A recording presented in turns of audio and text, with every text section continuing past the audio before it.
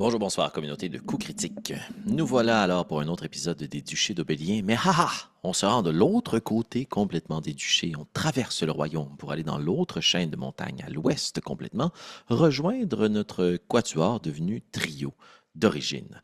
En effet, Jacques Lionel de Ségone, Constance Duruisseau et Mantissa Uribis poursuivront leur aventure dans les montagnes, alors que, comme vous allez l'apprendre dans quelques minutes, Falatar Failis, elle, suivra au nord vers le monastère du Flanc. Mais bon, qu'est-ce qui va les concerner? Eh bien, c'est qu'ils viennent tout juste de relâcher quand même toute qu'une créature maléfique à écailles qui crache du feu avec des ailes dans les souterrains de cette chaîne de montagnes. Alors j'imagine qu'ils vont vouloir aller soit prévenir quelqu'un, soit prendre la fuite et trouver un très bon alibi. Parce que d'après moi, leurs assurances d'aventuriers ne couvrent pas ça. C'est ce que nous allons découvrir ensemble ce soir dans cet épisode et replongeons-nous avec joie avec nos trois amis. Ils nous ont manqué un peu, même si on avait quand même quelque chose d'assez dense à se mettre sous la dent. Bonne écoute.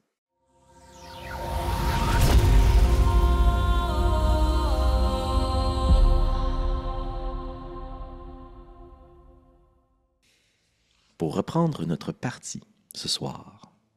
D'ailleurs, je le souligne, content de vous revoir. Pour reprendre notre partie, je vais vous inviter, comme à l'habitude, à imaginer, dans une immense chaîne de montagnes, notre caméra narrative qui survole les pics, la pierre, les falaises, les façades, d'énormes monolithes de pierre qui jonchent le sol un peu partout, ces constructions naturelles dues à l'érosion. Et à travers toute cette poussière, ces pierres, ce calcaire, on peut voir quelques petites formes se distinguer. Et c'est là qu'on prend conscience à quel point on est loin, nous, de notre œil de spectateur, et à quel point la chaîne de montagnes est immense. Et ces quelques petites créatures, silhouettes qui se distinguent, dis-je bien, semblent avoir pris d'assaut la montagne, soit pour se rendre hâtivement vers un point, ou nous, on le sait bien, peut-être pour fuir quelque chose rapidement. Au moment où on va reprendre, nous, notre partie et l'aventure, vous allez avoir parcouru une distance, quelques jours et nuits auront passé, pour vous rendre là où vous êtes. Mais même moi, je ne le sais pas, parce qu'on va décider ensemble où vous êtes en jetant un petit coup d'œil, en accéléré, et avec quelques ellipses temporelles, sur ce qui s'est passé dans les derniers jours et les dernières nuits. Notre caméra narrative, donc, plonge à toute vitesse en se retournant pour quitter notre petit groupe dans la chaîne de montagnes, zigzague tel un rapace et la main de Pépé, pour plonger dans les ruines d'une tour où il ne reste presque plus rien, à l'orée des grands marais du nord, pour aller se perdre dans les profondeurs d'un escalier illuminé de lumière rougeâtre, et une chaleur étouffante embue probablement la lentille de notre caméra narrative. Chaleur si intense que vos yeux coulent, votre peau brûle. Nous devons fuir cet escalier. Et c'est ce que vous avez fait. Lors de notre dernière séance de jeu, vous avez libéré un mal immense dans les souterrains de ces ruines. Mal que vous n'avez pas pu contrôler et qui avait la forme d'une créature à écailles avec de grandes ailes, qui a consumé tout le trésor autour dans les flammes et qui en a fait son nid. J'imagine que dans les heures qui ont suivi, la première chose qui s'est produite dans votre petit groupe, une fois que le désarroi s'est un peu estompé, c'est Falatar Failis, votre nouvelle compagne de voyage, qui vous a annoncé sans détour qu'elle ne retournerait pas dans les profondeurs du monde. Elle vous a serré la main, si vous le permettez, peut-être une accolade franche, malgré tout, mais elle ne s'éternisera pas. Elle va quitter, pour reprendre sa route. Le mal que vous avez libéré n'est pas le sien, et lui fait résolument trop peur. Mantissa, toi qui ne l'as pas connu longtemps, et toi qui ne connais pas non plus très bien tes autres collègues, est-ce que tu dirais que le départ de Falatar te donne envie toi aussi de quitter? Ou plutôt, à la différence, qu'est-ce qui te fait rester avec le groupe? J'ai l'impression que avec les événements qui se sont passés, c'est sûr que Mantissa allait continuer. Euh, Elle se sent vraiment très, très responsable. Puis que les autres l'aient suivie ou pas, elle appartient. Hmm. C'est pas une question de groupe, c'est une question de mission, je pense. Mhm. Puis tu aurais pris une direction quelconque, un objectif en tête, aller chercher de l'aide, prévenir des gens, prendre la fuite? Euh, Probablement chercher de l'aide et prévenir. c'est ça l'objectif principal. Iron Pike était la logique, je sais pas, on dirait que un dragon, tu dis immédiatement chaîne de montagne. Fait que, ouais. Très bien, très bien. Pour Mantissa, c'est clair, poursuivre la mission. Et pour vous, Jacques, Constance, quand vous voyez Fala faire ses adieux, poursuivre sa propre route au lieu de poursuivre la mission que vous vous êtes confiée ou que vous vous êtes vu confier, comment réagissez-vous à son départ et est-ce que ça crée des doutes chez vous, Jacques? Oh, non, c'est pas vrai, je commence pas tout de suite. Très en partant dans le personnage, mais plus sérieusement. Non, ça ne crée pas de doute dans le cœur de Jacques pour la simple et bonne raison que considère que se connaître soi-même, connaître ses propres limites et savoir tu sais, à quel moment c'est mieux de retraiter ou tu sais, de trouver refuge ailleurs ou de du moins changer son fusil d'épaule pour affronter quelque chose d'autre, ça fait partie un peu de la vie. Là. C'est comme c'est normal. Là. Je vois pas le retrait de quelqu'un comme étant une faiblesse en soi. Donc, lui, de son côté, c'est pas tant, c'est pas des doutes qui va l'assaillir, là, loin de là. Au contraire, il est comme dans un. Je l'avais dit, je pense, que j'en ai déjà mentionné, je l'avais déjà mentionné à quelques reprises dans certaines parties. Il est comme un peu plus en espèce de mode proactif. C'est l'espèce de Mhm. mode un peu genre résolution de problèmes, résolution de conflits. Là, on va essayer de comme trouver une solution. Fait que lui, c'est sûr que tu sais, il regarde les solutions les plus immédiates, puis les solutions les plus immédiates, ça reste Iron Pike, ça reste dans le fond avertir parce que genre il doit avoir, sans nécessairement dire qu'il y a comme un protocole dragon, là, il doit avoir comme une réaction possible lorsqu'une menace assez importante peut apparaître et que ben, les gens doivent le savoir. Ça ne doit pas être comme gardé secret et au besoin, si possible, les gens doivent réagir, peut-être même tu sais, mettre un terme à l'existence de cette créature-là avant qu'elle prenne justement plus d'ampleur que nécessaire. Donc, il est dans cette optique-là. Là. Il est très. Tu sais, lui, quelqu'un vient de partir, quelqu'un d'autre pourrait partir, il pourrait avoir un personnage déguisé en clown qui nous rejoindrait, là, ça ne changerait rien pour lui, il serait juste comme genre, on est là, là. C'est ça le but de la mission. Là. Parfait. On l'accueille d'ailleurs. Oui. Oh, Jérémy! Jérémy Sincère! Qu'on salue d'ailleurs. Euh, Puisque tu me dis avoir cette réaction-là, Jacques, et que tes yeux se retournent vers votre prochaine destination, Iron Pike, c'est le lieu d'origine de Jacques Lionel de Ségonne, ou à tout Oui, le moins il lui a résidé très longtemps. oui. Euh, Quelle est l'émotion qui t'habite, toi qui vis sur la route de savoir que tu vas retourner de là où tu viens? Ah, il est pas bien présentement, Jacques. Là. Il est pas en état de. Il est pas. Il y a justement le côté proactivité de la tâche qu'il doit accomplir. Mais justement, il essaye de comme mettre de côté le fait qu'il retourne Mhm. vers ses origines familiales, dans le sens que genre, c'est pas ça l'important là. Puis si jamais genre ce genre de situation-là arrive, si jamais il se passe quelque chose à Aaron Pike qui remet de l'avant des événements du passé qu'il ne veut pas, dans le fond, explorer, ben, il va toujours avoir l'excuse du dragon Mhm. pour comme se faufiler ou éviter les conflits et les problèmes. Très bien. Je mentionnerai au passage, avant de poursuivre avec Constance, que deux choses. D'une part, il n'y a pas de protocole dragon, puisqu'on se rappelle que bien que le jeu que nous jouons, nous, Ben pour c'est sûr. briser le quatrième mur, s'appelle Donjon Dragon, dans le monde dans Ouais. lequel vos personnages évoluent, ces telles créatures-là sont des bêtes de légende. Là. Ça créerait autant Mhm. d'émoi dans le royaume que si nous-mêmes, ici, à Shawinigan, il y avait un dragon. Là. Vous comprenez? C'est Ouais, aussi improbable et impensable. puis a priori, il n'y a pas de protocole donjon non plus, là, à moins vraiment que Non, mais pour ça, le contraire. ça faudrait questionner. Et la deuxième chose que tu Parfait. sais, c'est que tu connais le groupe qui t'accompagne.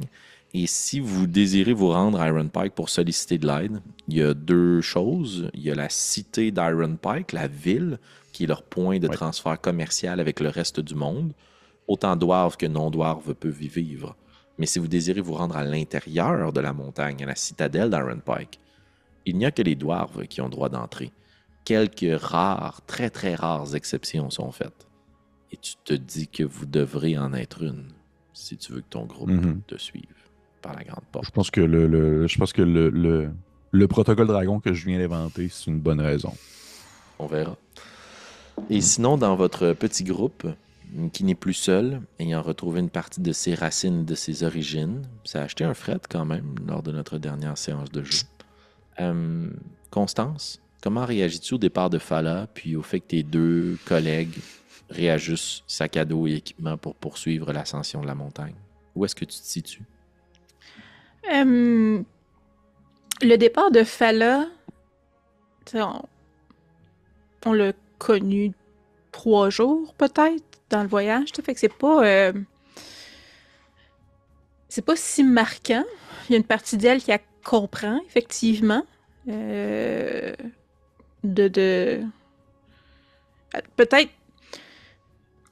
Constance la trouve peut-être un peu naïve de dire ok, aller dans un monastère réglera pas le problème, tu seras pas plus en sécurité. Parce que le mode dans lequel Constance est actuellement, c'est... On va appeler ça la réalisation. C'est peut-être un peu sombre, là, mais la réalisation que peu importe où ce qu'on est, on est en danger de toute manière. Depuis qu'elle est sortie de chez elle, il y a le feu qui a pogné dans la ville à Lisem. Après ça, ça a été la forêt où tout était un danger constant. Après ça, c'était la flamme qui était après eux autres si c'était pas des bêtes qui sortaient du sol pour les manger vivants. Fait qu'elle se dit que peu importe, elle sera plus jamais en sécurité, surtout avec ce qui a été libéré. Fait qu'il y a un peu ce côté-là, un peu... Fala peut aller où ce qu'elle veut, de toute manière, ça changera rien. Sinon, justement, être un peu dans ce côté sombre-là où la dernière fois qu'on l'a vu parler à son père, c'était pour lui demander qu'est-ce qu'elle avait fait pour mériter ça, mériter cette mission-là, puis ce voyage-là qui l'a mis en danger. Donc, elle n'a pas le goût de partir parce qu'elle sait que même si elle part, c'est brisé, ça se recollera pas. Il y a un danger qui est imminent. Puis pour elle, c'est comme si c'était encore la continuité de sa mission. Mais elle veut pas que son père la suive. Mm-hmm. Je me suis mis les pieds dedans, je vais régler ça. Puis c'est ça. C'est plus facile à gérer si ma famille n'est pas là. Très bien. Justement, parlant de ton père, on va l'utiliser pour vivre notre première ellipse temporelle. Alors que vous faites vos au revoir à Fala et que vous rajoutez les bretelles de vos sacs à dos et besaces. Votre petit groupe de 5 personnes continue son ascension. Vous 3, Auréla Weirdwood, ainsi que ton père. Le premier soir au campement, c'est assez taciturne, très tranquille. Tout le monde est là pour survivre. Les discussions sont quasi inexistantes. Le silence règne. Et vous avez tour à tour juste des regards inquiets qui sont jetés derrière vous, en craignant qu'à un certain moment dans la nuit, il y ait une éruption de flammes et que quelque chose sorte du sol. Mais rien de tout ça se produit. La pire chose qui se produit cette nuit-là, elle se situe aux premières heures du jour. C'est quand il y a une main qui te secoue l'épaule, Constance. Et c'est celle de ton père. Tu vois, tous les équipements sont prêts.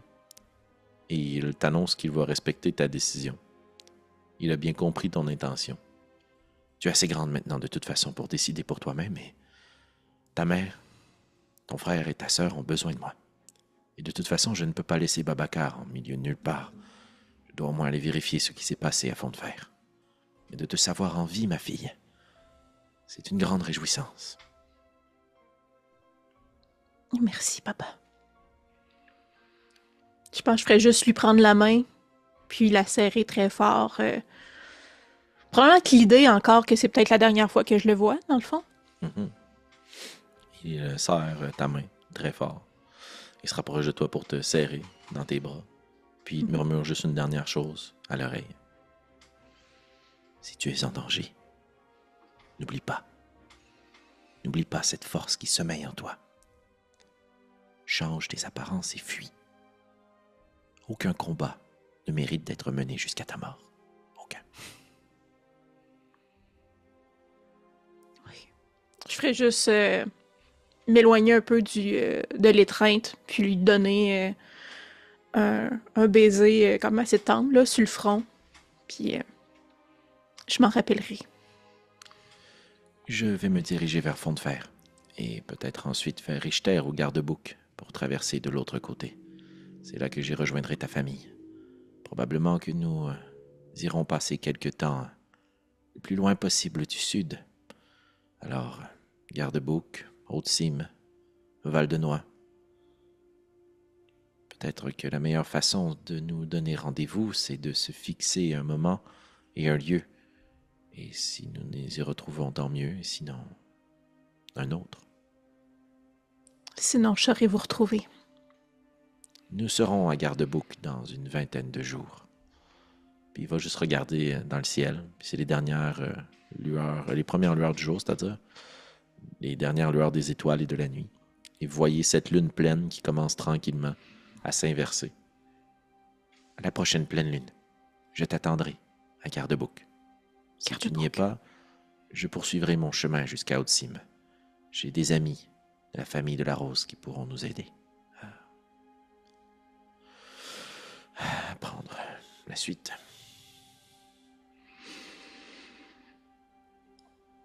Puis je fais juste le reprendre là, comme rapidement dans mes bras, puis lui dire que je l'aime fort. Puis tu vois que sa dernière étreinte est très forte. Et il y a comme quelque chose d'un peu violent dans sa séparation. C'est pas envers toi, c'est envers lui. Il se pardonne pas ce qu'il va faire. Mais il te laisse à nouveau seul dans les montagnes. Il jette un dernier coup d'œil sur les membres de ton groupe. Puis il te fait signe. Un jeu que vous faisiez quand vous étiez jeune. Passer la main devant ton visage, mais lui, son visage changeait. Et tu le vois quitter alors que le soleil se lève. Et aux premières lueurs du jour sur le campement, il y a une Constance à l'œil mouillé qui est maintenant seule. Vous poursuivez votre ascension cette journée-là dans les montagnes. Et vous vous rendez compte que Sœur Aureilla, qui est avec vous, est un peu plus aux aguets que la journée précédente.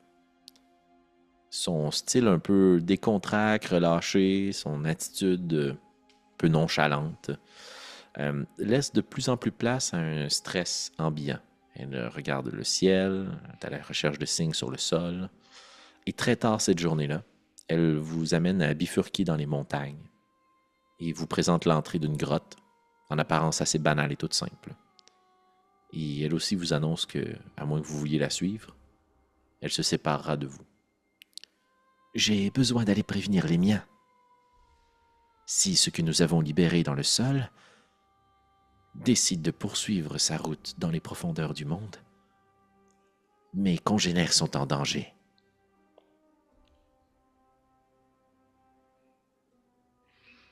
Eh bien, si c'est ce que vous pensez être le mieux, non pas vous en empêcher. Je crois que nous avons chacun des choses à faire pour aller avertir les nôtres.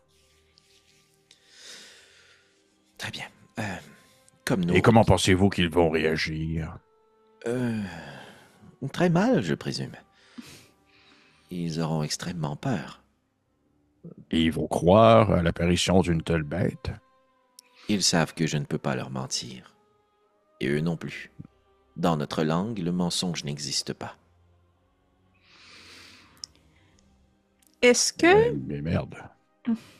Parce que je prends pour acquis là, qu'elle ne ressemble pas au sien, physiquement. Non, non, du tout. Exact. Mais, tu sais, quand elle parle de même, est-ce que moi, ça peut me faire penser à ceux qui m'ont parlé dans ma tête dans les grottes, justement? C'est probablement l'une des premières réflexions qui te vient à l'esprit. Mais tu n'en as pas nécessairement la certitude de la confirmation, à moins que tu la questionnes. OK. Moi, en fait, ma sous-question à ça, c'était... Parce que les autres, ils avaient comme les yeux rouges puis tout, mais il n'y a pas ces traits-là. Elle n'a pas l'air possédée comme eux l'étaient. Non, mais lorsque vous lui avez présenté quelque chose qui revêtait du mystère ou du surnaturel, le sac et l'œuf en question, la boîte, t'as vu qu'elle était une énergie animale, impossible de se contenir ou de retenir son excitation. Donc, il y a un peu de bite en elle quand même. OK. OK. Je pense que je vais pas poker pour me révéler un problème supplémentaire. Notre rencontre aura été de courte durée et nous n'avons pas accompli de très bonnes choses ensemble. Mais malgré tout, je suis très heureuse d'avoir fait votre connaissance. Sachez que si jamais vous avez besoin d'aide au cours des prochains jours ou semaines, vous pouvez prendre le chemin des profondeurs.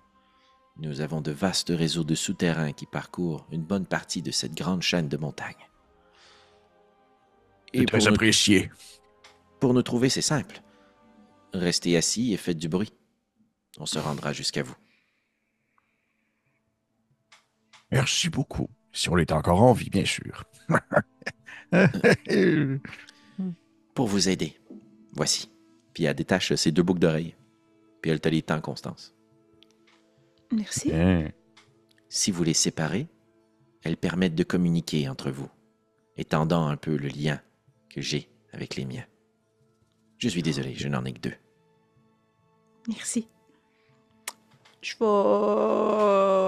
vais les mettre, les 2, parce que je sais pas qui choisir en ce moment. Allô? Et peut-être que ceci pourra vous être utile également. Puis elle va tendre une potion en ta direction, Jacques. Oh, un élixir. Oui, c'est dégoûtant. Je suis désolé. Oh. Je ne donne pas dans la fine cuisine. Cependant, il peut être très utile. Au départ, votre esprit s'embrouillera et vous vous sentirez attaqué, comme si une grande migraine vous affligeait. Mais au bout Comme d'un l'alcool. moment... Oui, en quelque sorte. Les effets négatifs s'estomperont et vous aurez la possibilité de projeter votre esprit dans celui des gens qui vous entourent. Lire une partie de leurs pensées, peut-être. Ou déceler certains souvenirs. Attention, cependant.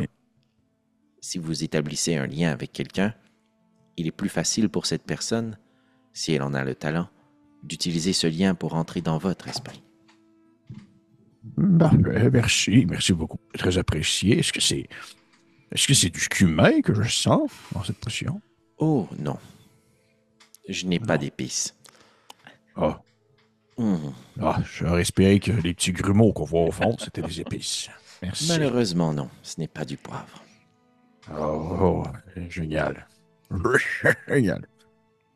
Et pour vous, puis elle s'approche de toi, Mantissa, puis elle sort une étrange flûte à sa taille, Oh yes, la flûte. drôlement ouvragée, courbée, comme une espèce d'ocarina avec 2 grandes tiges qui lui servent de poignée.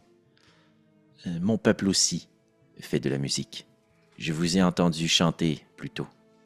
Si vous êtes capable de jouer de cette flûte de façon assez adroite, vous pourriez peut-être solliciter notre aide. Si mes congénères l'entendent, ils répondront à l'appel. Mais tâchez de ne pas faire de fausses notes. Autrement, ceci pourrait se retourner contre vous, être perçu comme un signal de guerre. Mais j'ai confiance. Puis elle te donne une grosse tape sur l'épaule, puis elle te remet la flûte. Merci. Bon, eh bien, souhaitez-moi bonne chance. Bonne Eh bien, bonne chance. chance. Oui. Je crois que vous allez. J'espère que vous allez rapidement rejoindre les vôtres. Et vous de même. Adieu. Puis elle plonge dans la noirceur. Adieu. Et c'est ainsi qu'à votre 2e journée de voyage dans les montagnes, vous montez campement seul le soir. Vous vous retrouvez seul. Est-ce que vous faites un feu dans les montagnes ou vous décidez de vous la jouer encore incognito et de souffrir du froid et de l'humidité? Ça va, là. Je vais faire un feu. On cache pas d'objets sur nous, là. On n'a pas... On n'est plus la maudite boîte, là. Fait que... Non, je fais un feu. Peut-être justement que, étant donné que vous ne transportez plus le sac, une espèce d'impression un peu différente autour du feu ce soir-là. Vous savez, ce moment dans la vie où la prochaine étape de notre parcours n'est pas prévue, comme quand on termine ses études ou qu'on quitte un emploi, qu'on part avec son sac à dos à l'aventure. Vous ne savez pas ce qui vous attend pour la suite. Vous devez le décider ensemble. Et de ce que je comprends de votre décision, vous n'avez pas intérêt à plonger dans les profondeurs du monde pour aller suivre Lady Weirdwood. Il y a 2 grands chemins qui s'offrent à vous. Soit vous poursuivez votre route pour espérer retrouver la route, avec un L majuscule, ce chemin entretenu, gardé, sur lequel passent chariots, carrioles et vagabonds, et vous rendre comme ça au pied de la montagne à la ville d'Iron Pike. Dans cette grande ville, vous aurez la possibilité d'établir du commerce, d'établir des liens avec des membres de factions politiques et potentiellement de vous frayer un passage par la grande porte d'entrée, si vous désirez le faire, jusqu'à la citadelle d'Iron Pike, donc dans la montagne. L'autre chemin qui s'offre à vous, moins officiel, plus discret, c'est de passer par la montagne. La vie sauvage, rude, difficile, un chemin qui va demander tout votre petit change en termes d'adresse et de capacité athlétique et acrobatique, de vos instincts de survie, vous exposera au danger de la vie sauvage, mais vous permettra peut-être de trouver un chemin alternatif pour vous frayer un chemin jusqu'à l'intérieur de la montagne. Cependant, je vous le dis, si vous ne rentrez pas dans la citadelle d'Iron Pike de façon officielle, vous n'aurez pas non plus de papier officiel qui témoigne de votre droit de passage. Alors, il faudra trouver subterfuge pour vous frayer un chemin. Je vous inviterai à réfléchir à cette décision-là autour du campement ce soir-là, ensemble. Est-ce que de votre côté, vous avez une préférence concernant la marche à suivre pour atteindre... Puis là, je vois juste comme lever un morceau de bois un peu allumé d'une petite flamme en direction de la montagne en question, là. Où est-ce qu'on peut trouver la ville? Est-ce que vous préférez vous faufiler entre les rochers ou passer sous la montagne pour atteindre la cité? Ou peut-être avez-vous d'autres options qui ne me sont pas connues?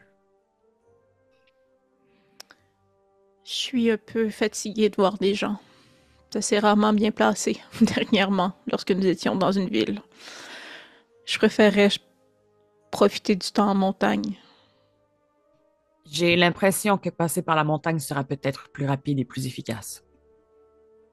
C'est sûr qu'avec quelqu'un comme moi, pour mener le bal dans la montagne, j'aurais aucun problème à pouvoir, disons, trouver chemin, trouver le refuge, trouver de la nourriture et autre chose de ce genre. Je suis persuadé que nous allons même peut-être y trouver même une certaine forme de plaisir, si vous voyez ce que je veux dire, hein. L'air frais, éveiller les esprits, réfléchir. Est-ce que vous vous êtes déjà adonné à l'escalade par hasard? J'escalade des murs et des toits. Oui, en quelque sorte, mais disons plus des parois osseuses et des pierres aiguisées, bien coupantes et autre chose de ce genre. Non, pas Bon, pour bien, mes parts. ça s'apprend sur le coin d'une chaise. Puis de votre côté, Mantissa, est-ce que vous avez déjà affronté les vents montagneux pour escalader une pente en 90 degrés? Regardez mes mains. Celles-ci ne sont pas des mains de personnes qui travaillent de ces mains. Je ne suis pas une adepte de plein air. Bon, c'est un goût qui se développe. C'est un peu comme la camomille. Sur le premier coup, ce n'est pas inné, mais ça vient avec le temps. Et, et Aaron Pike, Jacques, je sais que Prétessé nous en avait parlé et qu'elle voulait y aller avec vous, mais est-ce que c'est votre origine? Est-ce que vous êtes né à Aaron Pike? Oui, ben j'ai passé une bonne partie de ma vie, effectivement, à Run Pike, avec mes parents et toute la fratrie et tout, mais je dois vous avouer que la famille en soi, ce n'est pas, comment je pourrais dire, nous ne sommes pas très, nous ne sommes pas une famille nécessairement très, très Unis? unie dans le sens où les nains, on est plus habitués à faire notre travail et disons que les liens familiaux sont plus, à la limite, presque des liens professionnels qui se font avec le temps. Voyez, trouver des opportunités profitables. Au final, les gens avec qui vous passez du temps, ils deviennent peut-être un peu plus vos amis qu'ils puissent l'être au quotidien. Oui, ce que je veux dire, c'est que ça va être en quelque sorte votre vraie famille, avec les gens avec qui vous travaillez, avec qui vous créez des opportunités. Et voilà. Et vous considérez que des gens à la citadelle sont... Certaines de ces personnes sont votre vraie famille? Oui, des gens avec qui j'ai pu échanger avec le temps, avec qui j'ai pu développer des liens d'affaires, avec qui j'ai pu coécrire des petites histoires. Ça a été, non, ça a été quand même des années assez profitables dans de nombreuses sur de nombreux aspects, je dois vous avouer. Non, je suis très curieux tout de même d'aller voir peut-être des anciens camarades qui pratiquent d'autres formes artistiques, alors que, vous savez, euh, pour certains, l'art est un sujet un peu, des fois, sans nécessairement dire, sont excentriques, qui peut ne pas être pris très au sérieux dans les mines et dans les cités naines. Donc, disons que c'est un cercle assez fermé, les gens qui sont écrivains, auteurs. Et c'est pour ça aussi que j'ai quand même un peu pris une tournure plus orientée vers la recherche type anthropologique, ethnologique et tout ce qui peut toucher sur la réalité de l'exploration en plus. Comme ça donne un certain sérieux dans la démarche. Vous voyez ce que je veux dire? Mhm. Mais vous avez des contacts à la citadelle si nous devons parler rapidement des gens? Peut-être. Ça fait tellement longtemps que je n'ai pas mis les pieds dans cette ville que ce n'est pas impossible que le temps ait fait son œuvre et qu'il n'y a plus grands individus avec qui je peux partager des, des affinités. Mais vous Oui, êtes ce que je veux dire. inoubliable, Jacques. Je suis certaine qu'ils se rappellent de vous. Oh, vous pouvez dire ça au grand enfant de dragon là-bas avec sa grosse collerette. Ça, c'est inoubliable. Moi, je ne suis qu'un nain parmi tant d'autres. Vous allez voir qu'il y a beaucoup de nains à Iron Pike et on se ressemble beaucoup les uns aux autres. J'ai Oui, est-ce que remarqué vous dans êtes... nos... Oui, allez-y, allez-y, ça. Parlez, parlez avant que je manque d'air. J'ai remarqué dans nos voyages que les gens semblaient vous reconnaître facilement. Est-ce que c'est la même chose à Renpack aussi? Est-ce que votre réputation vous précède, Jack? Je vous dirais en toute sincérité moins qu'ailleurs. Alors que, d'une certaine façon, ouais, moins qu'ailleurs, parce que justement les nains sont moins tournés à explorer ce qu'on peut trouver de l'autre côté de la montagne, alors qu'ils sont très centralisés sur leur propre, leur propre, leur propre découverte, leur propre exploration. Et non, je ne suis, en fait, ça aurait été un peu étrange, probablement que j'aurais été beaucoup moins reconnaissable à Ironpike qu'ailleurs. Déjà parce que les nains se ressemblent beaucoup. Et, et mais si vous voulez continuer à parler de vous, je vous laisse faire, Jacques. Mais vous pensez qu'il y a Non, des pas du chances tout. qu'on retrouve prêté C11? Celui dont la dame du lac nous parlait? Éclairer un peu ma mémoire sur cette prêtée C11. Est-ce que ça dirigeait bel et bien vers Aaron Pike, c'est bien ça? Je crois que c'est ce que prêté C14 nous avait dit, que les dernières nouvelles que la dame du lac avait eues, c'était qu'il se dirigeait vers Aaron Pike. Et elle voulait y aller justement pour cette raison, prêter C14. C'est vrai. On va espérer que oui, on va espérer qu'il s'y trouve, mais en même temps, si on la trouve, qu'est-ce qu'on fait? Je dirais, on ne savons pas non plus comment est-ce qu'elle va réagir. J'avais une très grande affection pour prêter C, mais rien ne laisse croire qu'elle va être aussi de bonne foi ou aussi, disons, ouverte à la discussion. Peut-être que c'est une machine à tuer. Peut-être. Vous m'excuserez, mais je n'ai aucune idée de quoi vous parlez. Ah, une ancienne compagne de voyage Oui, qui... c'est un... Vous voyez ça comme une armure vivante. Excellent. Oui. C'est... oui. Ce n'est pas la... Beaucoup de choses ne sont pas habituelles dans les dernières 2 semaines que nous avons vécues. Oui.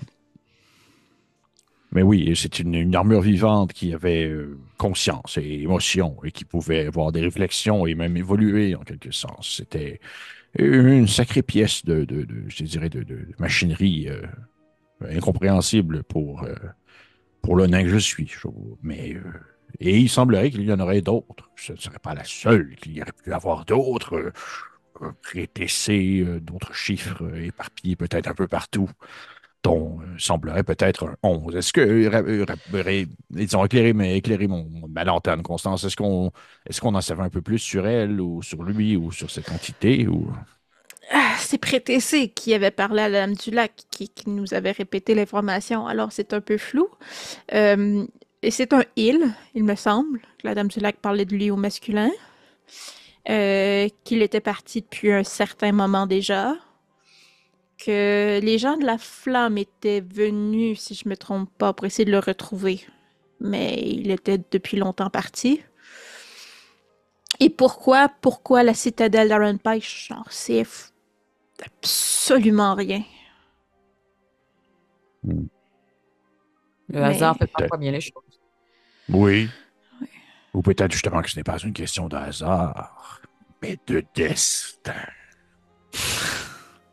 Croyez-vous au destin, Jacques? Oh, c'est un gros sujet que je préférais approfondir à un moment de ma vie où je n'aurais pas sous la conscience l'éveil d'un dragon destructeur. C'est ce que Mais je la disais. question reste quand même, est-ce que c'était notre destin de le libérer? J'espère que non. Donc, c'est simplement notre faute et non pas notre destin. Yeah. Oui. Oui. Pensez-vous Mais que nous effectivement. pouvons... Pensez-vous Font quoi? empêcher le monde de brûler? Ben, je suis tout dépendant un peu. Je veux dire, on n'a pas pris nécessairement plus de temps à élaborer ou approfondir nos échanges avec cette créature. Reste à savoir un peu son désir. Et c'est aussi pourquoi que je trouve intéressant d'aller voir Iron Pike dans les vieilles bibliothèques, des vieux conseils nains pour tenter de peut-être trouver des informations sur une telle créature de légende. Peut-être qu'il y a des éléments qui pourraient nous donner des indices sur son mode de fonctionnement, sur ses croyances, sur ses capacités, sur ses suivis, sur ses objectifs même. Je pense qu'il y a un travail de ratissage à aller faire pour pouvoir bien comprendre un peu les aboutissants de cette bestiole. Je crois aussi que le monde n'avait pas besoin de notre aide pour brûler. Il brûlait déjà. C'est Oui, un bon point, effectivement. Martissa. C'est Mais un bon point. voyez-vous, justement, ça me peut poser la question sur comment est-ce que la flamme va réagir à la présence d'une créature qui, au final, est encore plus destructrice qu'elle et qui ne sera pas nécessairement sous ses ordres alors qu'elle aura tout de même le même feu destructeur d'une certaine façon. Mais je Puis, crois que la flamme cherchait à libérer ce dragon. Je ne sais pas oh, mais si elle croyait pouvoir le gérer, mais je crois que c'était leur intention, du moins, de libérer ce monstre. Mais la personne qui vous a engagé aussi, visiblement, puisque pourquoi vous ferez transporter un œuf sans devoir le détruire? Comment détruit-on un œuf de dragon? Bien, une omelette, je ne sais pas. hmm, Je crois, et je, je crois qu'il le protégeait, au contraire, pour ne pas... Je ne sais pas si c'est facile. Nous n'avons pas essayé, hein? Je sais juste que la chaleur semblait faire développer cette chose. Mais je ne sais pas si nous aurions pu simplement le briser. Hmm. et J'ai surtout aussi, l'impression que beaucoup de mécanismes étaient mis en place pour protéger cette chose. oui, c'est ce que j'allais dire. Oui, effectivement. Mais ce n'est pas... son nom m'échappe déjà. La dame qui vient de partir.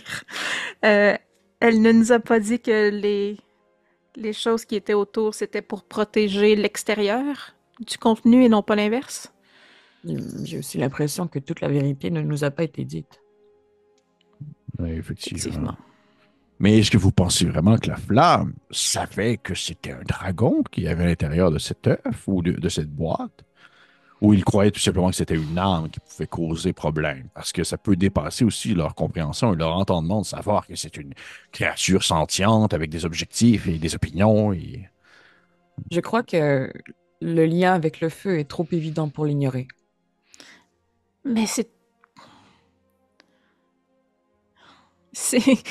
tellement surréel de penser qu'un dragon existe vraiment. Oui, Est-ce qu'il pouvait vraiment, comme Jacques dit, penser que telle chose existait vraiment et peut-être qu'il croyait vraiment que c'était une bête, comme un ours qu'on pouvait dompter. un ours de feu. Et effectivement, un ours de feu. Un ours qui crache du feu, oui. Et qui vole. Oui, qui a des écailles, qui Et ressemble qui rentre, étrangement à un dragon. et qui rentre dans l'esprit des gens, si je comprends Oui. bien aussi. Hein? N'est-ce pas, Pardon? Mantissa? Il ne vous a pas parlé? Oui. Il vous a parlé dans votre esprit? Oui. Je ne me rappelle pas. Du moins, je n'ai pas été témoin puisque je ne suis pas dans votre esprit, jusqu'à la preuve du contraire. Jusqu'à temps Écoutez, que ce vous qui est buviez passé ces est boissons? passé. Je ne peux pas revenir en arrière. Nous étions tous dans cette pièce et personne n'a rien fait pour l'arrêter. Ah, j'ai tenté, mais Oui, mais visiblement, ça n'a pas fonctionné. effectivement, nous Oui, sommes je tous pense que coupables. nous avons tous un peu fait notre possible, si je comprends bien. Oui. Oui. Et il reste à voir ce qu'il va vraiment arriver par la suite ou ce qui va pouvoir maintenant être fait pour limiter l'impact de cette créature sur le monde. Est-ce que vous seriez, justement, tant que nous sommes entre nous et avant que nous atteignions Iron Pie, c'est quand même pertinent de mettre ce sujet sur la table. Est-ce que l'objectif, c'est de trouver une force de frappe pour le mettre à mort?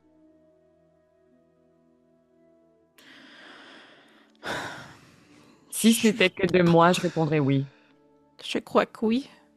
Je crois juste que Hmm. beaucoup mourront dans le processus, mais oui. J'ai l'impression que moins mourront de cette façon-ci que si nous ne faisons rien pour l'arrêter.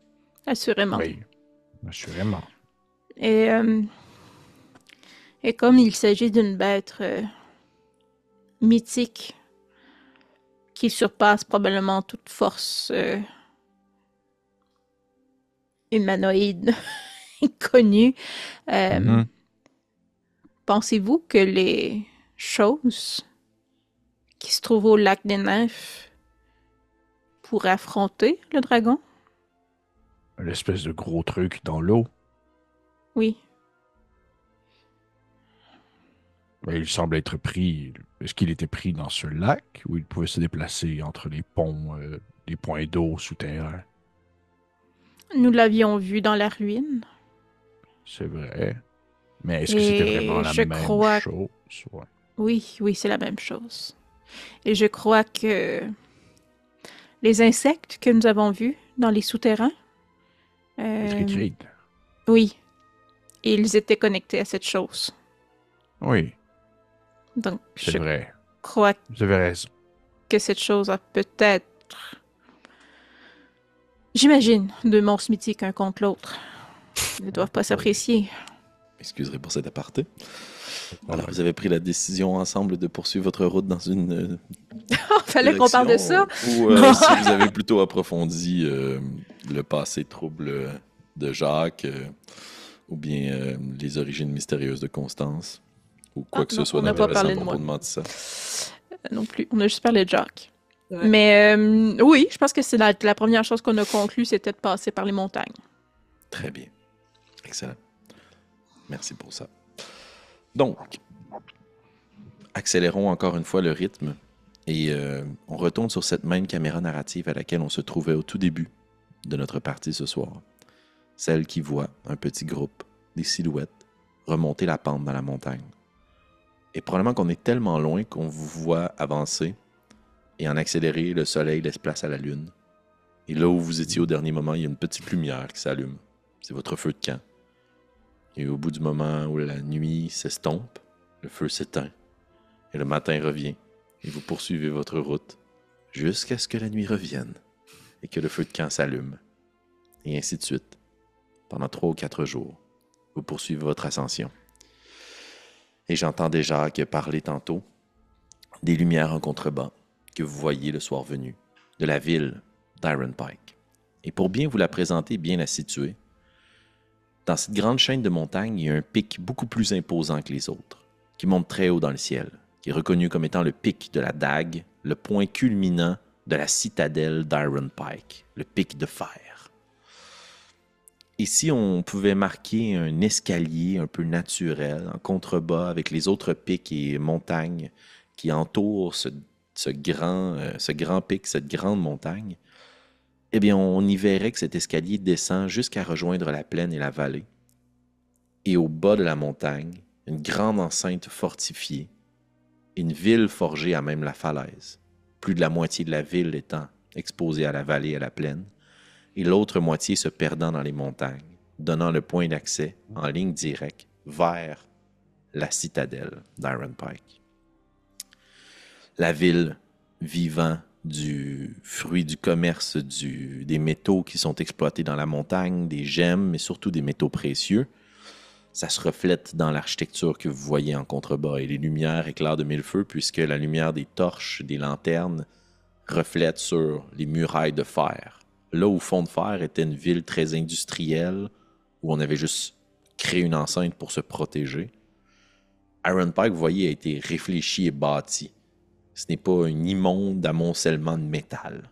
Ce sont des fortifications qui servent à protéger la montagne. Et de votre point de vue, vous le voyez. Et Jacques, tu en reprends peut-être une énième fois conscience. Ton peuple, les Dwarves, veulent protéger farouchement leur montagne. Peut-être un peu trop. Mais vous décidez quand même de poursuivre votre route et de ne pas vous diriger vers cette ville-là. Je vous pose la question, à vous de voir si vous avez une réponse à l'instant. Qu'est-ce que vous cherchez dans les montagnes? Un point d'entrée, des gens, d'éventuels collègues? Ben, en fait, juste pour être sûr. Oh non, vas-y, Kip. Ah non, c'était Marie. C'était qui parlait? Je sais même pas ce qui parlait. C'était qui? C'était Annabelle, mais vas-y. Vas-y, OK. Ben en fait, j'avais quand même l'intention, moi je me disais quand même de trouver une façon de rentrer dans la ville, mais en passant, s'il y avait une manière de le faire en passant par la montagne pour essayer d'attirer moins, peut-être passer plus par des chemins secondaires plus que comme le Tout à gros fait. chemin principal souterrain. C'était surtout ça, mon intention. Et tu veux aller dans la ville qui permettrait de faire du commerce ou tu veux rentrer dans la citadelle naine, donc dans la montagne? Dans la montagne. Très bien. Je regarde les autres voir leur réaction. OK, oui, je m'en tête. Parfait. Oui, la montagne. Excellent. Je vais t'inviter dans ce cas-là à faire un jet de survie. Et tu peux le faire à avantage, Jacques. La marque à atteindre va quand même être 15. Parfait, merci. C'est ce qu'on dit. Seuls ceux qui prendront le risque d'aller trop loin découvriront jusqu'où ils peuvent aller. Très bien dit, Jacques. Je vais te donner un point d'inspiration. That's it. Suffit de plugger des quotes. Yes. Suffit de plugger des côtes. Des côtes. Des côtes. Traduction libre. Traduction libre. Donne-en une, ça part une espèce, en tout cas, on en reparle. Je les pile. Pile. OK, très bien. Ton vécu, Iron Pike, mais aussi ton sens aiguisé de la survie en nature, de la découverte, trouver le bon chemin, fait que vous êtes quand même rapidement capable de vous frayer un chemin dans la montagne. Tu as 2 destinations en tête. Tu sais qu'au-delà du pied de la citadelle, il y a 3 points d'accès qui permettent d'entrer dans la montagne. Il y en existe peut-être d'autres, d'anciennes cavités, des cavernes, des grottes, des souterrains qui ne sont pas explorés, qui ne sont pas documentés. Mais de façon plus officielle, il y a 3 autres points d'accès. Ces 3 points d'accès-là sont absolument inconnus des autres peuples, espèces ou civilisations. C'est uniquement réservé aux Dwarves.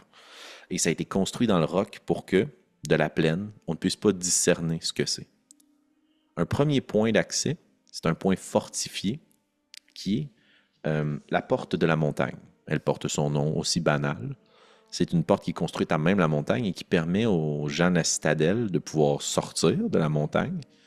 Et c'est souvent par là que vont passer les habitants d'Iron Pike. Plutôt que de passer par la ville au pied de la montagne, ils vont sortir directement de la montagne et de là vont pouvoir poursuivre leur aventure ou aller découvrir le monde aux alentours. C'est un lieu très fortifié, puisque en exposant un point d'accès à la citadelle, les Dwarves étaient bien conscients qu'ils s'exposaient à des risques, et c'est donc un grand bastion construit à même le roc. Donc, elle est gardée, elle est entretenue, et elle est imprenable. L'autre point d'accès, que tu reconnais pour peut-être toi-même avoir emprunté ce point-là à différents moments ou les avoir fréquentés, c'est un petit peu plus haut dans les montagnes, c'est un point d'accès vers les jardins. Parce qu'en dépit de toute l'ingénierie Dwarve, il y a quand même des choses qui ne poussent pas en dedans. Mais votre savante connaissance de la montagne, du sol et de tout ce qui peut y pousser ou pas, les Dwarves ont été capables de créer des plateaux artificiels un peu plus haut dans la montagne et de créer une espèce de jardin suspendu en quelques paliers. Une végétation luxuriante, très, très organisée. C'est pas des parcs. On va pas là pour se détendre. Chaque pied carré est utilisé pour l'agriculture afin de faire pousser des choses que vous n'êtes pas capable de faire pousser dans les voûtes à l'intérieur de la montagne. C'est le deuxième point d'accès. Ces 2 points-là, tu les connais probablement, Jacques. Le troisième, tu ne le connais pas, mais tu sais qu'il existe. C'est la porte du ciel. Elle est close, constamment fermée. Elle n'a jamais été utilisée ou ouverte. Il y a un point d'accès qui permet de passer. Et cette porte-là donne directement dans le palais, au sommet de la montagne, dans les plus hautes instances d'Ouarve et de votre civilisation. Ce seraient les 3 points d'accès les plus logiques auxquels vous pourriez vous rendre. Avec ta réussite sur ton jet de survie, Yous, tu vas. Le troisième point que tu as mentionné, je ne le connais pas parce que c'est difficile à trouver ou parce que j'ai jamais eu l'intérêt à le chercher. Ou, est-ce que les gens Personne n'a sont le droit comme, d'y aller, en fait. Oh, cette entrée. Ah, ok. Elle est tout simplement barrée. Là. Ok. Elle est réservée aux plus hautes noblesses. Ok. Et elle n'a aucun... Tu sais, dans le fond, aussi, de façon bien logique, ça sert à rien, cette porte-là. En haut complètement de la montagne, je veux dire. À part prendre une bouffée d'air frais, là, il fait fret, il n'y a rien qui pousse, c'est inhospitalier. À quoi ça sert? Tu ne le sais pas. Ouais, je comprends. Est-ce que dans le fond, là, tu me poses la question parce que je dois choisir, tu sais, on dit côté méta, je dois choisir une des 3 entrées envisageables et éventuellement... Ben, en fait, c'est que si vous continuez votre ascension, vous allez vous rendre vers la porte de la montagne, ce bastion fortifié très bien gardé. Si vous décidez que c'est pas là que vous voulez vous rendre, ben, vous pouvez prendre un chemin alternatif pour le contourner et vous rendre au deuxième, qui seront les jardins. Et si vous décidez de ne pas vous rendre dans les jardins ni dans le bastion, ben, votre seule destination, c'est la porte du ciel. OK. Question importante. En prenant, par exemple, la deuxième choix, en me disant que je vais prendre les jardins, est-ce que une fois rentré à l'intérieur, j'ai encore la possibilité de trouver des façons de, en quelque sorte, dénicher des papiers officiels pour mes amis qui ne sont pas des nains et dont ça paraît que c'est pas des nains? Ou genre, dès qu'on va rentrer là, ben ça va être vraiment un moment de tout le monde doit se cacher tout le temps pour être sûr de ne pas être vu. Ça serait possible pour vous de trouver des papiers officiels ou de feindre que vous êtes escorté par Jacques, que Jacques est un émissaire. Tu sais qu'il y a des étages auxquels vous n'aurez pas accès, des lieux de la citadelle qui vous seraient interdits parce que toi-même, tu n'as pas les autorisations. Mais ça se peut qu'en jouant du subterfuge ou du contact, tu puisses en effet trouver des papiers. Chose certaine, connaissant vos compétences et habiletés, on est quand même rendu loin dans cette campagne, toi, tu vas te fondre dans la masse. Il y aurait la possibilité pour Constance d'altérer un peu son apparence et de se fondre également dans la masse. Pardon. Mais Mantissa, elle, va assurément être remarquée. Et de ton vécu, tu n'as jamais vu de sang-dragon à la citadelle d'Iron Pike. Par contre... J'en ai vu un, puis on l'a mangé. Oui. Très bon. Avec du cumin, c'est probablement ça le cumin. Mais tout ça pour dire que bien que la population de la citadelle, c'est genre 98%, 99% d'Ouarves. Il y a quand même des émissaires étrangers, des gens de d'autres nations et d'autres peuples qui ont l'autorisation de s'y rendre pour des raisons assez importantes. Donc, il faudrait un peu trouver la raison importante qui amène 2 Dwarves à escorter un sang-dragon à l'intérieur de la citadelle. C'est un peu ça le meilleur topo. Là. OK. 2 choses. D'un, c'est ça, je vous propose, je vous lance l'idée là, au groupe. Là, je fais mention des 3 chemins de façon très claire, nette et précise. De mon point de vue, je prioriserais le deuxième, celui des jardins. C'est celui que je prendrais pour rentrer à l'intérieur. Puis je pense que rendu à l'intérieur, je tenterais de justement trouver des papiers officiels ou du moins des papiers falsifiés pour rendre le tout plus facile de déplacement et si besoin est de simplement concevoir ensemble un horrible mensonge sur lequel on va pouvoir construire pour pouvoir maintenir notre droit de passage dans la cité naine. Et deuxième chose, ça veut dire que c'est le retour bientôt de Constantinette, puis ça, je suis content. Ou autre. Ou autre. On peut-tu négocier le nom? Je ne penserais pas. Fait que je vous lance je vous propose, en fait, je vous parle des 3 chemins. Puis bien sûr, je m'attends à avoir votre opinion sur la chose. Là. Tant qu'on ne passe pas par la porte principale. Puis du côté de Mantissa, dans le fond, elle a pas de plan, là. Elle a jamais été dans les montagnes. Elle a aucune idée à quel point c'est difficile ou à quel point c'est compliqué. Elle est partie sur une go, puis elle va te suivre, Jacques, là. Elle va te faire confiance. Mhm. Peu OK, importe ce que toi tu vas choisir, parce que là, elle se laisse aller, là. Elle est un peu parfait, désillusionnée de la vie. parfait. Parce que là, je dois dire, eh bien, nous allons passer par les jardins. Vous allez voir là où l'ingéniosité naine est mise à l'œuvre pour faire pousser des choses que nous ne pourrions pas faire pousser ailleurs. Vous allez trouver ça incroyable. Mantissa et Constantinette.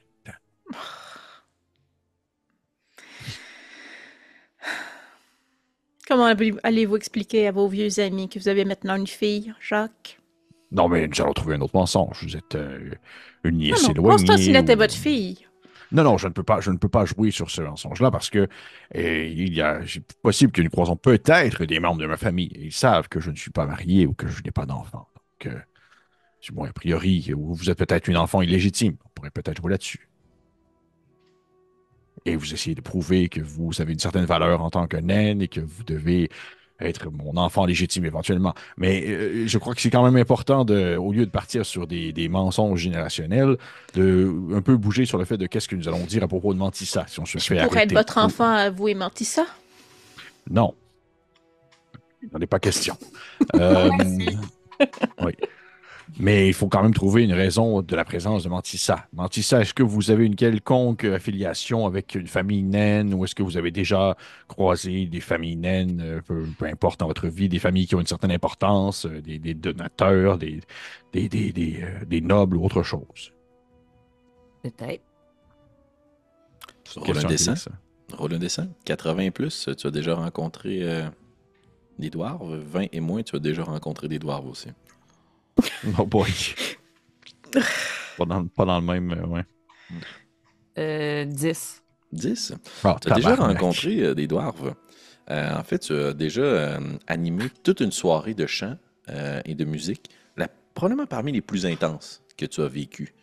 Sans cesse, on te demandait de jouer, de rejouer, de rejouer encore. Puis tu sais, tu dois connaître peut-être 2 petites chansons grivoises en dwarves, puis c'est ça qui étaient les gros hits de la soirée.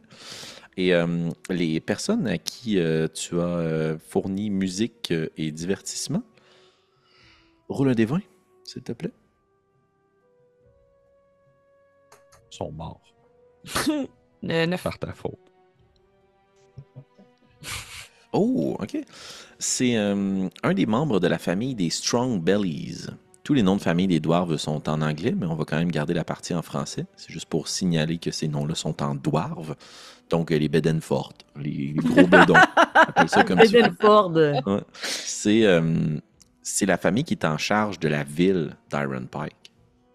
C'est eux qui s'occupent des allées et venues, de gérer le commerce. Chaque grande famille de dwarves a soit son étage dans la citadelle ou sa fonction. C'est comme ça que les clans se forment. Et les Strong Bellies s'occupent du commerce à l'intérieur d'Iron Pike. Donc, c'est eux qui représentent les dwarves devant le reste du monde. Donc, si tu veux, je peux même Ils te m'ont faire... aimé. Ils t'ont aimé, mais pourquoi est-ce que tu as dû quitter à toute vitesse en plein milieu de la nuit, Mantissa? J'ai probablement commis un vol. Très bien. Donc, Walter Strong Belly, et je vais t'inviter à rouler un des 20, s'il te plaît, encore une fois. Mon Dieu. Qu'est-ce que je vous fais encore, les amis? 17. 17. OK. T'as volé une hache très finement ouvragée, dont une partie de la lame était sertie de gemmes et avec un fil d'argent. Puis tu t'es dit ça doit valoir vraiment cher. Tu doutais à savoir si elle allait te payer pour la quantité de chansons que tu as faites. Fait que tu as un peu pris ça comme étant ta propre paye. Et quand tu as essayé de la revendre, tu as vu que c'était extrêmement difficile à revendre puisqu'il s'agit d'une arme qui appartenait à la famille qui était passée de génération en génération. Et il y a quelqu'un qui a accepté de l'acheter pour la faire fondre. Et donc retirer les gemmes et simplement prendre l'argent. Donc voilà le crime que tu as commis. Mais tu t'es fait un bon paquet de pièces et de gemmes qui t'ont permis de surfer pendant plusieurs mois jusqu'à ce que tu n'aies plus rien. C'est excitant. Très excitant. Est-ce que ça, tu nous le dis? Genre des détails quand même Probablement importants. Rien du tout. Fait que si je te pose la question, t'as Mais c'est quoi la croisé question une que tu m'as famille- posée? T'as Connais-tu croisé des nains? des familles naines importantes, des nobles avec qui t'aurais pu échanger, avec qui on aurait pu J'ai surfer déjà là-dessus. oui, je te parle que j'ai déjà travaillé pour la famille Strong Stuffed Belly. Strong Parfait! stuff.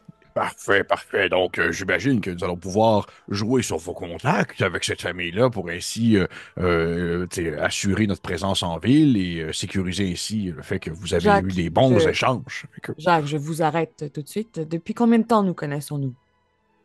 très peu de temps. Oui, et depuis ce temps, nous avons rencontré plusieurs personnes, non? Oui, Des personnes que je connaissais.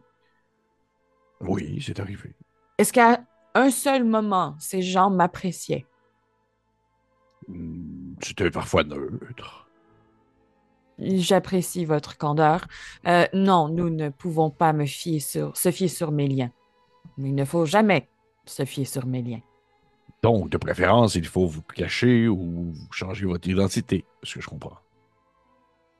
Je vois très mal comment nous pourrions faire la deuxième chose. Je ne peux pas me mettre un chapeau sur la tête et soudainement disparaître. Surtout que j'en avais déjà un. Constance, Essayez. est-ce que vous avez sur vous de l'équipement pour se déguiser? Vous êtes bonne pour vous déguiser. Peut-être que vous avez une trousse ou quelque chose qui pourrait peut-être au moins permettre à Mentissa d'avoir l'air d'une autre enfant dragon.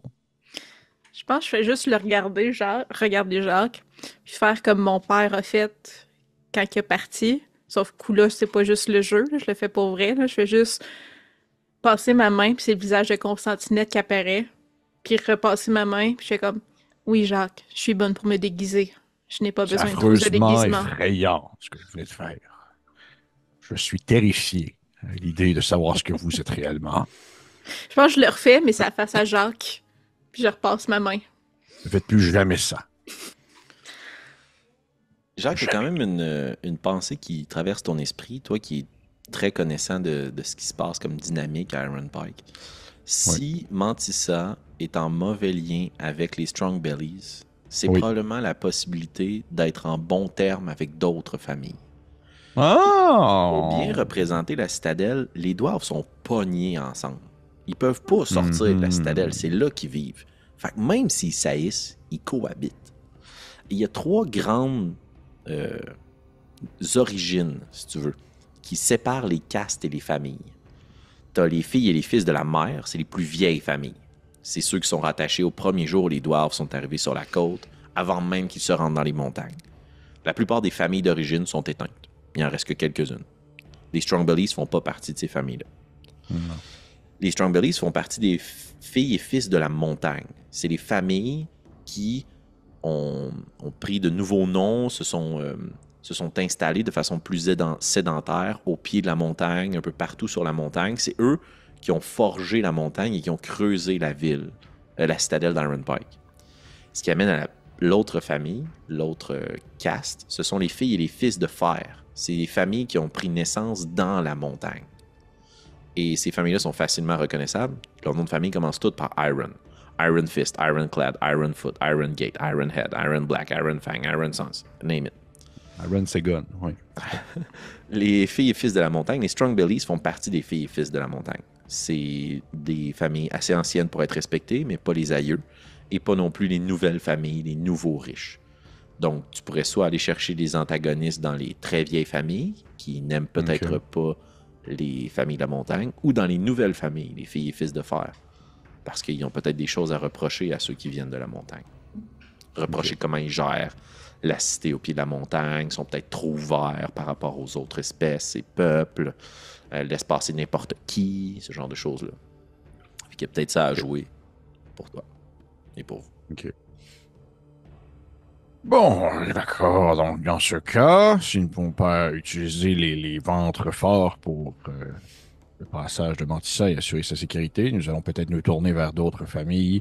Mais nous allons pouvoir réfléchir. On est à combien de distance encore, disons, de cette espèce de deuxième porte, la porte Si des tu jardins? veux trouver la porte des jardins, je vais vous demander d'abord et avant tout de faire un jet de discrétion pour pouvoir éviter la porte de la montagne. Et ça va se faire dans la journée. Là. Vous allez pouvoir vous y rendre dans cette journée-ci de marche si personne n'échoue son jet de survie ou d'athlétisme. Donc, 2 jets. Je vais vous demander tout de suite de faire un jet de furtivité. Et ensuite de ça, un jet de survie ou d'athlétisme. Vous pouvez utiliser acrobatie, je vous le permettrai aussi. OK. J'ai Fait que dans la même journée. OK, parfait. Oui. j'ai eu 15 en discrétion et 16 en survie. Très bien. Réussite dans les deux cas. J'ai 10 en discrétion. Mhm. Et tu as dit qu'on pouvait faire. Acrobatie, athlétisme ou survie. Survival, athletics, Ça va être acrobatics. athlétisme. Parfait. Et c'est un autre 10. OK, parfait. Tabarnak. Excusez-moi. La vulgarité. Ça fait. C'est moi le dragon un peu goofy. Donc, Qui marche sur sa propre queue. Exact. Oh! fait que ça Mais flotte c'est dans la une peau de bouche, là, tu sais, banane. ça fait des fausses notes. Là. Pff, Ah, c'est en tombant. Et pour ta part, Jacques. J'ai eu 15 en survival Très bien. et j'ai eu 14 en stealth, Excellent. en discrétion. Excusez-moi. Très bien. Donc, en termes de discrétion, vous essayez, Constance et Jacques, d'être assez furtifs pour ne pas trop attirer l'attention de la porte de la montagne, cette fortification dont la seule fonction est d'observer aux alentours et d'être imprenable. Mais au bout d'un moment, vous constatez que c'est peine perdue. Mantissa qui marche avec vous fait tomber certaines pierres, s'agite, s'exclame devant les paysages. Au bout d'un moment, elle veut même améliorer l'esprit des troupes et le moral, puis elle sort un petit instrument de musique, puis elle commence à jouer, puis ça se répercute en écho dans la montagne, puis vous êtes comme, OK, non, c'est un échec. Là. Vous êtes capable, j'imagine, de la faire taire ou de l'amener à prendre conscience du risque auquel vous vous exposez. Mais sachez que si, à ce moment-là, quelqu'un vous cherchait, vous avez été vu ou entendu. Vous redoublez peut-être la vitesse ou vous êtes encore plus discret, furtif ou rapide et vous essayez de passer rapidement au-delà de la porte de la montagne pour vous rendre jusqu'au jardin. Mais peut-être que d'avoir averti Mantissa n'était pas la meilleure chose pour s'assurer qu'elle marche au bon rythme, puisqu'elle traîne la patte, vous fait faire des détours, se bute au bout d'un moment. Vous savez, elle s'est brisé le genou il y a quelques jours dans les tunnels. Là. Elle fait encore très mal, trop mal. Elle est lente un peu, elle ralentit le groupe. Si bien que vous allez arriver au jardin en plein milieu de la nuit. Et le soleil se couche derrière la chaîne de montagne. Et vous vous retrouvez à proximité des jardins. Il fait noir total. Qui, ici, voit dans la nuit? Moi. Jacques. Constance et Mantissa, donc vous ne voyez presque rien autour de vous. Il y a la lune et les étoiles pour vous éclairer. À moins que Mantissa, tu me dises que tu vois dans le noir. Non, je crois pas. Hein, dans le Non, vision. pas les Dragonborn. Non, non, Dans la 2014.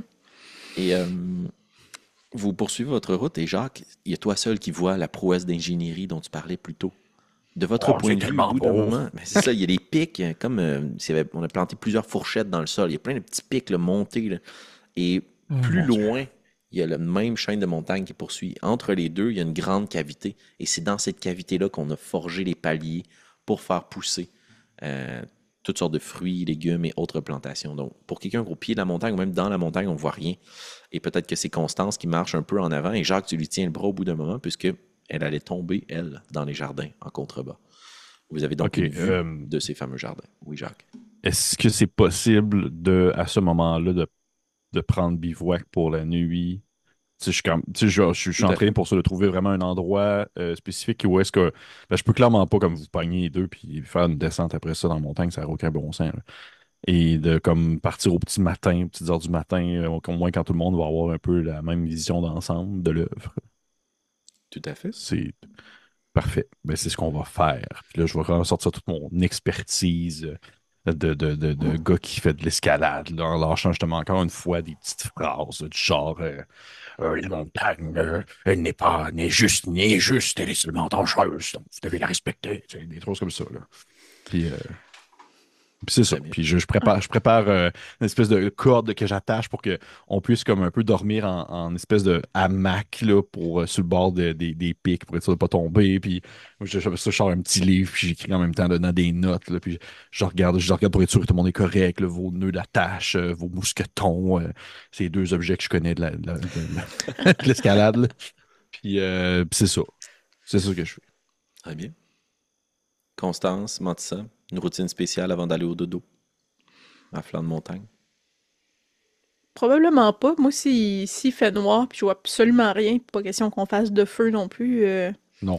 Je me Ben non, tiens ben non. tranquillos dans mon petit hamac, puis j'essaie de dormir, je pense. Très bien. Mantissa? J'ai eu une grosse journée, je vais aller me coucher. Très bien. Je vais essayer de ne pas en faire plus. Vous utilisez donc les hamacs de fortune de Jacques pour essayer de trouver confort et sommeil en plein milieu des montagnes. Et au bout d'un moment, dans votre nuit, je ne sais pas qui fait le tour de garde à ce moment-là, mais vous entendez des bruits dans la montagne et vous voyez les lumières de des torches. On vous cherche. Vous avez été repéré plus tôt, alors que vous aviez passé la porte de la montagne. Vous entendez les aboiements des chiens. Est-ce que vous restez là où vous êtes ou vous essayez de vous cacher ailleurs? La première chose que je ferais, c'est, à mon grand désarroi, redevenir Constantinette. That's Très bien. it. Mais comme je contrôle vraiment mon apparence, je m'arrangerais pour avoir des, comme des cicatrices autour des yeux, comme si j'avais été brûlée par quelque chose, Ok. qui expliquerait que je vois pas dans le noir, que ma vision, elle est Mhm. c'est ça, je suis blessée, Wow. fait que je vois pas dans le noir s'il explique ça. Que je vois juste un peu quand il fait clair, là, pis c'est tout. Euh, Fait que c'est ça, c'est ce que je fais en ce moment, puis j'attends d'entendre si Jacques fait quelque chose, parce que je vois absolument rien. Très bien. Jacques, comment ça? Comment vous réagissez à ce brouhaha et au bruit des chiens? Panique. Mm. Complètement à la merci de Jacques. Oui. Là, Félix, je sais, en termes de positionnement, puis où est-ce qu'on est placé, tout ça, est-ce que j'aurais la possibilité, puis là, je suis vraiment comme, je pense que j'ai jamais été autant dans mon élément depuis le début de la partie, là. Est-ce que j'aurais la possibilité de, comme un peu faire deux choses? De un, peut-être juste nous, tu sais, nous grimper un peu plus ou juste nous mettre un peu plus en position de être inaccessible si on ne possède pas l'équipement nécessaire pour pouvoir justement faire une bonne escalade comme il se doit, des choses qu'on ne fait pas avec un chien, j'imagine. Déjà de un. Et de deux, est-ce que je pourrais faire un effet, on va dire un espèce d'effet effet en chaîne, là, un effet qui va comme créer des répercussions où j'aimerais ça comme faire tomber des roches ou faire tomber des cailloux, ou même de la neige, ou peu importe ce qui se trouve autour de nous, pour donner l'impression que, dans le fond, on a, pas nécessairement qu'on est tombé à notre mort, mais que nous avons décidé de, comme, justement, continuer la route et de descendre vers les jardins. Tu sais, faire une espèce de chemin pour montrer qu'il y a eu une descente, il y a eu comme un effet de OK. rocher qui est tombé, des choses qui ont éboulé. Très bien. Je vais te proposer quelque chose. Les Vas-y. deux jets à réussir vont être athlétisme ou acrobatie pour ton groupe pour pouvoir vous amener un petit peu plus haut. Ne le roulez pas tout de suite, s'il vous plaît. Le deuxième jet que vous allez devoir faire, c'est toi seul qui va le faire, Jacques. C'est un jet de tromperie, deception, pour essayer de tromper la piste des gens. Tu peux être appuyé par un de tes collègues pour le faire à avantage. Par contre, la marque à atteindre pour le jet d'athlétisme est 13. Si l'un ou l'une d'entre vous échoue, il tombe vers les jardins, vous précipitant donc vers la prochaine étape. Deuxième chose, avec votre jet de tromperie, la marque à atteindre sera le résultat du dé de ceux qui vous recherchent. Et si vous échouez, votre jet de tromperie, cela révélera votre emplacement. Donc, au lieu de dévier les gens, puis de juste être en retrait, tu vas les attirer vers toi. Voilà. Ok. Je peux t'aider en déception, en déception, oui. En deception, ça c'est sûr, parce que je suis proficiente. Ouais. Je maîtrise bien ça, fait que je vais pouvoir t'aider, mais c'est ça. Très bien. On va demander de pousser des roches. Caroche des roches! Caroche des roches! Pousse ces roches-là. Excellent. Puis, Donc, ok, d'abord, parfait. votre jet d'athlétisme ou d'acrobatie. Je l'ai roulé pour Parfait. Mantissa. C'est un succès pour sa part. Ouf! Ouh, non. Je tombe. C'est une réussite de mon côté. J'ai eu 8. Et je vais vous demander quand même de faire ton jet de tromperie, mais tu ne pourras pas le faire à avantage puisque Constance ne pourra pas t'aider. Elle est en train de tomber. Moi, en tout cas, je sais pas si t'as vraiment besoin de faire le jet, parce que clairement, je descends vers les jardins, fait que je vais mettre des roches avec moi. Mais le jet est important pour moi. Alors, Ok. vas-y, Jacques, fais un jet de tromperie, s'il te plaît. Combien de difficulté t'avais dit? Elle est déterminée sur le dé que j'ai roulé. Ah! Est-ce que tu me conseilles de prendre mon avantage ou mon Je peux te donner la inspiration? marque à atteindre. La marque à atteindre est Oui. 14. Ah, ben dans ce cas-là, je vais le prendre de même. Je l'ai réussi, ça va me donner. Parce que j'ai eu 14 sur mon dé, donc ça va donner un 19. 19. Tu pousses Mantissa un petit peu plus haut et tu grimpes toi aussi. Puis au Non, moment, où dire tu pousses Constance, c'est ça qui fait qu'elle tombe. et au moment où tu tends la main pour attirer Constance vers toi, elle se donne un élan pour venir la chercher pour monter un petit peu plus haut sur le plateau où vous seriez inaccessible par les chiens. Et en poussant, le sol se dérobe sous son pied et elle chute. Et toi, tu pousses les roches pour attirer l'attention des gens vers les jardins, espérant pouvoir créer une alternative, une diversion. Malheureusement, tu sembles attirer davantage l'attention vers Constance. Cependant, toi et Mantissa, vous n'avez pas été vus. Alors si vous restez sur le plateau et que vous ne suivez pas Constance vers les jardins, vous pouvez vous en laver les mains. Constance, ce n'est pas une chute vertigineuse comme si on avait coupé ta corde puis que tu descendais 40 pieds pour te fracasser le crâne. Là. C'est juste que tu es rendu de l'autre côté de la montagne puis ça descend. Là. Donc, tu glisses de façon incontrôlée. Je vais te demander de réussir un jet de sauvegarde de dextérité dont la marque est 12, s'il te plaît, pour ne pas subir de points de chute. Bon, mais là, je tombe vers les jardins. Exactement, oui. OK. J'avais peur que tu disais que je tombais de l'autre bord, là. OK. Dex, t'as dit. Oui, 12 est à atteindre. 14. 14, succès. Tu es donc aisément capable de, à travers tes chutes, utiliser ton corps pour absorber certains des chocs. Je veux dire, demain, tu vas t'en souvenir que tu es tombé. Pour l'instant, la panique augmente et dans cette chute-là, pour être capable de réussir à te raccrocher, tu fais tomber plein de pierres avec toi. Tu attires quand même bien l'attention. Et Jacques et Mantissa, de votre point de vue, vous voyez qu'il y a des torches qui s'allument et des lanternes à travers les jardins. Là. Visiblement, les gens sont conscients qu'il se passe quelque chose de part et d'autre de la montagne. Jacques, tu parles pour toi et Mantissa. Qu'est-ce que vous faites?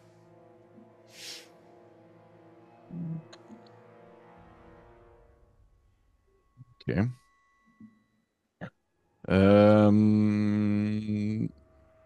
Je pensais pas que ça allait comme. Un peu, là. Eh merde. Attends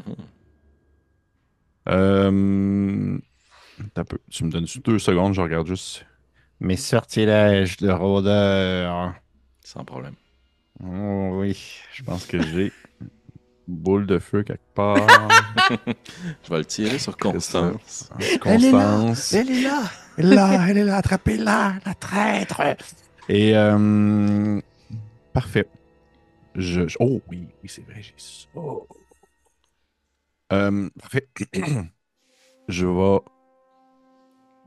faire un sort, Félix. As-tu des Je vais composantes faire- vocales à ton sort? Il y a des composantes vocales. Fait que je vais essayer de la faire subtilement. De Parfait. toute façon, c'est donc du bruit, là. C'est de la roche qui tombe, Je vais tout ça. continuer à picher les roches pour attirer l'attention. Oui, il y a un glissement de terrain à côté de Et toi. je vais faire nuage de fumée. Oh, OK. Rappelle-moi, est-ce que Puis c'est le sort que tu peux déplacer, le 10 nuages, ou c'est sur toi? C'est. En fait, il n'est pas sur moi, c'est sur un point. OK. Sur un point précis. Parfait. Et dans le fond, ce que je vais faire, c'est que cette zone-là, je vais la faire vraiment comme vers où les nains doivent aller pour pouvoir continuer à descendre. OK.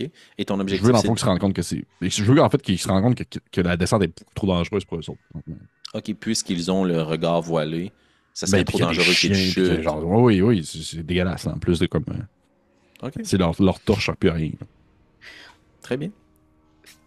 Oui. Oui. Peux-tu me peindre? Dans le fond, il y a les jardins. Puis y a-tu des gens sur les jardins? Oui, Parce que tu sais qu'il y a exact. des torches qui allument. OK. Il y a des gens qui servent de nuit à juste monter la garde dans les jardins, qui là, OK. quand tu as fait du grabuge, ont soulevé Ça, les leurs torches torches puis ont allumées. commencé à chercher. Puis de l'autre OK. côté du pic, il y a un autre groupe de patrouilles qui vous cherchent. Fait qu'en OK. ce moment, toi, tu glisses Fait qu'il y a dans les des gens des jardins. deux bords. Exact, OK. il y a des gens des deux bords. OK. Très Ça, c'est des mimes. Oui, c'est ça, exact. On salue les gens qui nous écoutent en audio. Donc, pour vous dépeindre la scène, tout ça se passe très vite. Tu pousses Mantissa qui monte sur le plateau. Constance te tend la main, tu la tends dans sa direction. Le sol se dérobe sous ses pieds. Elle commence à glisser puis à tomber dans le trou. Tu pousses les pierres dans l'espoir de faire diversion. Et en effet, tu es capable, toi, de passer inaperçu. Mais tu te doutes qu'elle va être en danger si les deux groupes tentent de la retrouver. Ce qui fait que tu lances l'espèce de grand nuage de fumée qui s'agite, peut-être en tenant quelque chose dans ta main puis en soufflant dans le creux de ta paume. Oui. Ça fait apparaître cette grande fumée sur l'arête de la montagne. Et de ton point de vue, tu es capable de voir un petit groupe de 4 dwarves avec de grandes barbes, des aumes, des armures, une cotte de maille, quand même habillés assez légers en dépit de tout, mais un peu trop armurés pour le travail qu'ils ont à faire. Tu te doutes qu'ils viennent donc du bastion. Et ils ont 2 gros chiens avec eux, avec de grandes pattes, qui ont un peu de difficulté à se mouvoir dans les montagnes. Tu te rends compte donc que c'est pas une patrouille qui est faite pour explorer. Ils ont vraiment pris votre chasse. Je vais t'inviter à faire un jet d'insight, s'il te plaît, Jacques. Intuition. OK.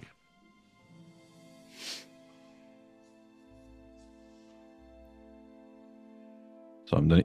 Tabarnouche, merde, je me rappelais pas que ça. On est rendu quand même niveau Ouais. 7. Là. Ouais, On n'est ouais. plus des petits picouilles. Là. 22. 22. Pour qu'ils aient pris, ce petit patrouille-là, la décision de vous pourchasser, simplement en vous ayant vu passer plus tôt, c'est un peu inhabituel. Ils cherchent quelque chose. Ils sont en alerte. C'est pas eux habituellement qui auraient fait les patrouilles dans les montagnes. Il se passe Ok. quelque chose à Iron Pike. Comme s'il y avait possiblement, en plus de nous, quelque chose d'autre qui serait peut-être une menace ou autre chose. Okay. Fort probable. OK. Il arrive Ok, au sommet ben, de déjà. l'arête. Oui, vas-y. Non, c'est tout. J'attends de voir un peu qu'est-ce qu'ils font. Parfait. Si jamais ils continuent, je sais peut-être au plan. Là. Excellent. Excellent. Il arrive au sommet de l'arête. Ils sont 3, plus leur chien. Puis tu vois qu'ils respirent péniblement. Toute la conversation a lieu en dwarve. Ils s'échangent entre eux. C'est peut-être pas là, on n'a rien entendu. Voyons, ce nuage-là, c'est inhabituel. C'est sûr qu'il se passe quelque chose. Tu veux retourner parce que t'as peur. Ben oui, j'ai peur. On est juste 3. On aurait dû appeler les autres. Puis ils commencent à s'astiner comme ça entre eux, puis à être incertains d'un peu la marche à suivre. Puis il y en a juste un qui recule un peu pour se détacher, puis il perd pied lui aussi. Puis il glisse en direction de Constance. Puis tu vois que le chien se met à japper, puis les 2 autres se disent « Ah mon Dieu, c'est beaucoup trop dangereux. » Rebrousseront chemin. Puis il y en a juste un qui prend quelque chose à sa taille, puis qui pousse un souffle dans un corps. Et le bruit se répercute en écho dans les montagnes. Et il est répondu quelques secondes plus tard par un autre corps dans les jardins. Ils viennent de se donner le relais. Ils vont faire demi-tour, rebrousser chemin pour passer ailleurs pour ne pas eux aussi perdre pied. Et on va terminer notre partie ce soir alors que Constance, tu vois, du nuage de fumée, dévaler à toute vitesse de la pente, un dwarve en armure qui se cogne la tête sur une pierre à côté de toi. Le nez éclate en sang. Il se relève, il y a du sang partout sur le visage, il rouvre les yeux et il te voit. Et on va terminer notre épisode là-dessus. Et c'est ainsi que débute une très belle histoire d'amour. Ah! J'avais le cœur Premier brisé regard. et le nez aussi. Hey, Oh shit! Oh. chers auditrices et auditeurs, merci d'être là. On retrouve notre trio dans les montagnes et ça n'a pas pris de temps qu'ils se sont remis dans la merde. Mais bon, c'est comme ça, un peu classique. Mais je vous remercie, vous, d'être avec nous parce que si vous n'étiez pas là, personne ne leur mettrait de la pression pour faire ce genre de décision un peu téméraire. Alors, merci d'être là. Et il y a un autre endroit où on pourrait vous retrouver aussi, c'est sur Patreon, si ce n'est pas déjà fait. Garochez-vous là-dessus. Le prochain épisode sera déjà disponible. Sinon, dans tous les cas, peu importe où vous êtes, quelle époque, quel Patreon ou pas, merci d'avoir été là et on se dit à la semaine prochaine. Ciao. Wow.